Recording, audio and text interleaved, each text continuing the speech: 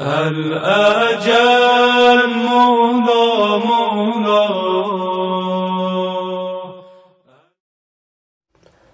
اعوذ باللہ من الشیطان الرجیم، بسم اللہ الرحمن الرحیم۔ امام عصر جب تشریف لائیں ہمیں وہ 313 میں پائیں، ہم اپنے آپ کو ایسا بنائیں ہمیں وہ 313 میں پائیں۔ آج ناظرین کی خدمت میں نیا پروگرام لے کر حاضر ہوئے ہیں جو ہمارے پروگرام کا حصہ بنے ہیں۔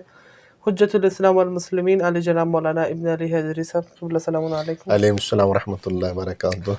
قبلہ، اس بار کا سوال یہ ہے کہ کیا امام زمانہ عجل اللہ تعالیٰ فرجہ الشریف کے ظہور کے بعد دنیا میں صرف اسلام کا غلبہ ہوگا، اسلام کی حکومت ہوگی؟ تو آپ اس کے اوپر تھوڑی روشنی فرمائیں۔ لا حول ولا قوۃ الا باللہ العلی العظیم۔ اعوذ باللہ من الشیطان الرجیم، بسم اللہ الرحمن الرحیم۔ هو الذی ارسل رسوله بالہدی ودین الحق لیظہرہ علی الدین کلہ ولو کرہ المشرکون۔ اللہ نے سورہ توبہ میں آیت نمبر 33 میں ارشاد فرمایا، جی، هو الذی ارسل رسولہ بالہدی، وہ اللہ جس نے اپنے رسول کو ہدایت کے ساتھ بھیجا، والدین الحق، اور دین حق کے ساتھ بھیجا۔ جی، کیوں بھیجا؟ لیظہرہ علی الدین کلہ، تاکہ وہ دین حق کو غالب کرے تمام ادیان کے اوپر، جی، ولو کرہ المشرکون، چاہے یہ بات مشرکین کو ناپسندی کیوں نہ ہو۔ جی، تو اس آیت سے مثلاً اگر آپ دیکھیں کہ بعثت پیغمبر اور ارسال پیغمبر کی دو جو علت بیان فرمائی اللہ نے، وہ غلبے کی فرمائی، ٹھیک ہے؟ یعنی وہ اللہ جس نے اپنے رسول کو بھیجا بالہدا، ہدایت کے ساتھ۔ تو اس بالہدا سے مراد قرآن مجید، یعنی اللہ نے قرآن کے ساتھ رسول کو بھیجا۔ وہ دین الحق، اور دین حق کے ساتھ بھیجا۔ دین حق یعنی اسلام۔ کیوں بھیجا؟ اب اس کی علت اللہ نے بتائی، لیظہرہ علی الدین کلہ، ہم نے رسول کو قرآن اور اسلام کے ساتھ اس لیے بھیجا تاکہ یہ اسلام جو ہے وہ تمام ادیان پہ غالب آ جائے۔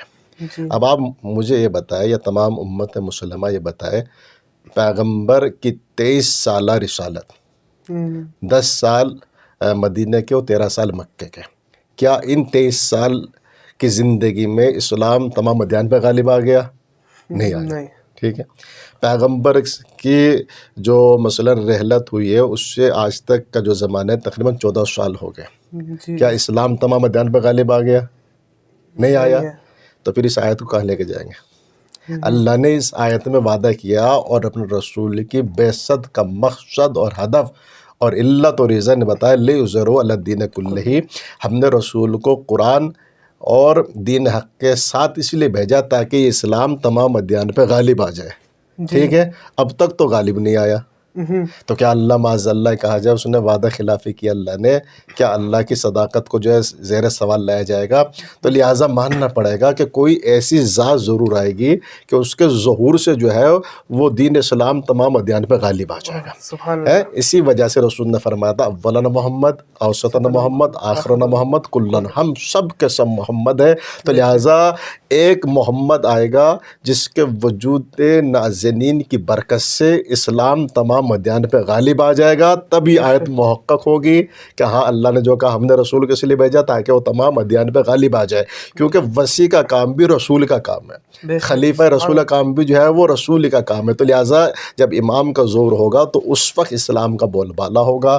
خود پیغمبر نے فرمایا ہے، حضور پاک صلی اللہ علیہ وآلہ وسلم نے، کہ جب مہدی کا زور ہوگا اس زمانے میں اسلام مشرق سے مغرب تک پھیلا ہوگا، گھر گھر میں اسلام پہنچ جائے گا۔ تو لہٰذا اس زمانے میں صرف اسلام ہوگا اور تمام لوگ جو ہے مسلمان ہوں گے انشاءاللہ۔ سبحان اللہ، ماشاء اللہ، خدا آپ کی توفیقات میں اضافہ فرمائے۔